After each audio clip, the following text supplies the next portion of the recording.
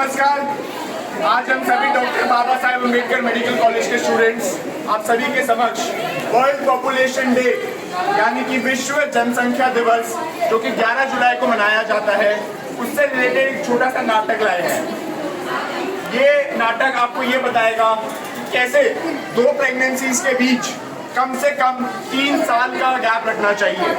हमारे यहाँ पे डॉक्टर्स आपको ये बताएंगे और ये बताएंगे कि 3 साल का गैप क्यों इम्पोर्टेंट है और ये कैसे रखा जा सकता है। आप सभी के 10 मिनट लेंगे, आप ये नाटक ध्यान से देखें और इससे कुछ सीख लीजिए। ये पहले दृश्य में ये बताया जा रहा है कि कैसे 2 तारीख एक न्यूली मैरिड कपल को ये उकसा रही है कि ज़्यादा से ज़्यादा बच्चे करने चाहिए और न्यूली मैरिड कपल इनके बातों में भी आ जाता है। भाई जी नमस्ते। नमस्ते बेटा, नमस्ते। कैसे हो बेटा? अरे शादी के 3 साल हो गए, अभी तक एक ही बच्चा लेके घूम रही हो। अरे मॉडर्न जमाना है आंटी जी, अभी एक ही बच्चा सही है। हाँ, हमारी बात क्यों ही मानोगे तुम लोग। बेटा बच्चे घर की शान होते हैं, कम से कम 5-6 बच्चे तो करो। एक हमारा जमाना था, हम 6-8 बच्चे पालते थे, अब तुमसे 2-3 बच्चे नहीं पल रहे। हाँ ताई जी, बच्चे घर की रौनक तो होते ही है।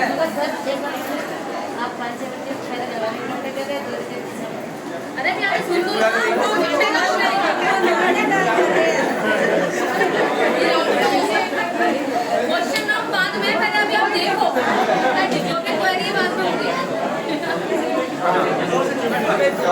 आंटी जी, बच्चे तो घर की रौनक होते ही हैं। मम्मी भूख लगी है, खाने में क्या बनाए? खाने में पनीर बनाए। पनीर दे दो। पनीर बहुत भूख लगी है। लो पनीर लो। मम्मी पनीर नहीं मिला, कुछ भी नहीं मिला। मिला है, मुझे से ग्रेवी मिली है। अरे बेटा पनीर बांट के खा लो ना।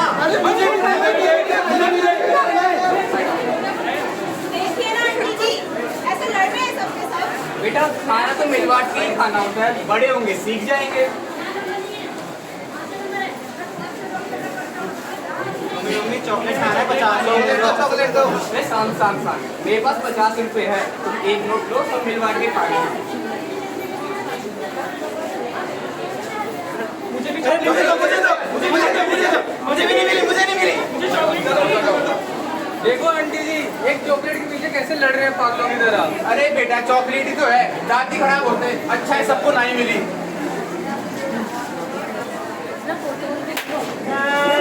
मम्मी मुझे पहले भैया ने मारा है। क्यों मारा तुमने इसको? मम्मी मुझे पढ़ने ही नहीं दे रहा, बार लाइट ऑफ कर रहा है। नींद लगी है, मुझे सोना है। एक ही कमरा मम्मी हमारे पास, या तो मैं पढ़ सकता हूँ या ये सो सकता है। अरे बेटा एक काम करो, पढ़ाई तुम सुबह कर लेना, वैसे भी पढ़ लिख के क्या ही करोगे। अभी पापा भी आ जाएंगे, सब सो ही जाएंगे। तुम सो जाओ और सुबह पढ़ाई करना, अभी मत पढ़ाई करो।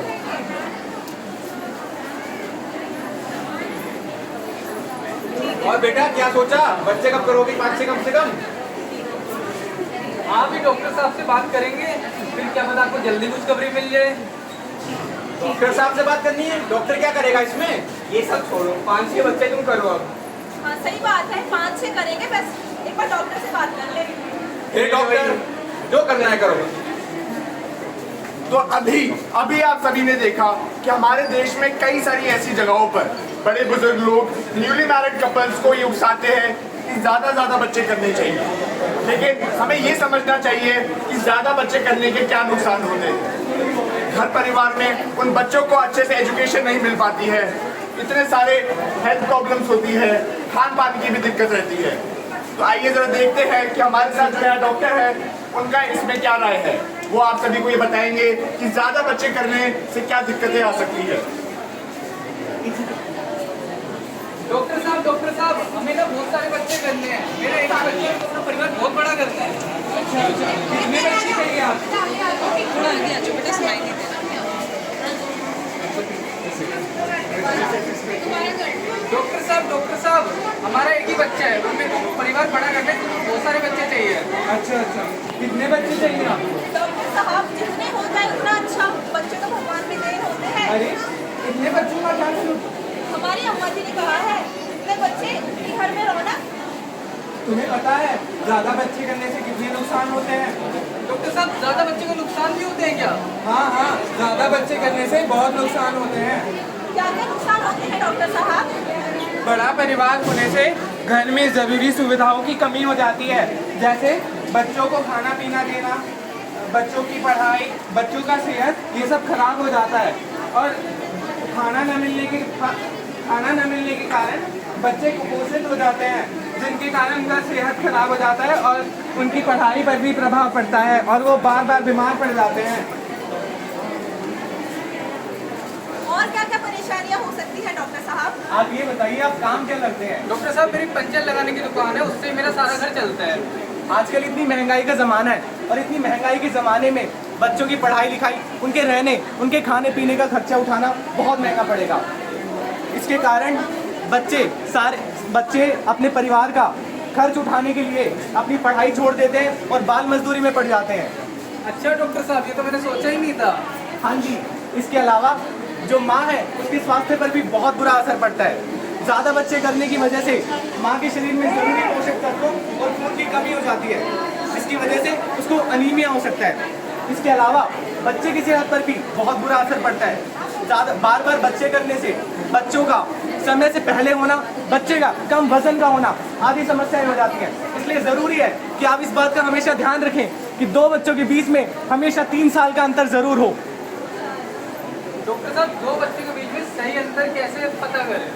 दो बच्चों के बीच में सही अंतर पता करने के काफ़ी सारे साधन हैं, जैसे कि आप संभोग के समय कॉन्डम का इस्तेमाल कर सकते हैं।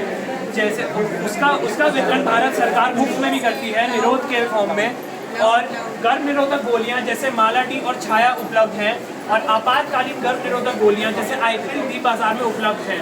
वरना इम्प्लांट भी लगवाया जा सकता है, जो कि 3 से 5 साल तक काम करता है, और गर्भ निरोधक सुइयां जो कि हर 3 महीने में लगवाई जाती हैं।